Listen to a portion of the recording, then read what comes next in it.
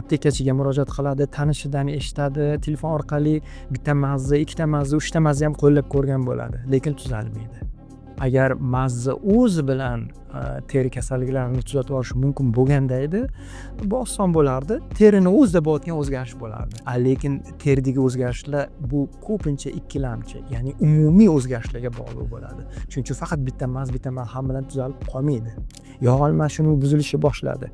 Nafaqat endi qorin chiqishi boshladi, jigar yog' bosishi boshladi.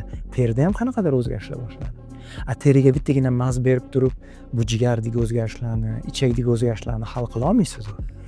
Shunaqa ma'noda. Shuning uchun ya'ni teri kasalliklari bilan murojaat bo'lganda shifokor sifatida albatta kompleks ravishda butun organizmga qarab, o'sha bekorga men ko'p gapirmayman, uyqusini, to'g'ri ovqatlanishini, rejimini va o'sha beradigan qo'shimcha tabletkalarimni va keyin o'sha mazlarimni, mana bular savokupna deydi, ya'ni kompleks ravishda majmua sifatida bizga keyin yordam beradi.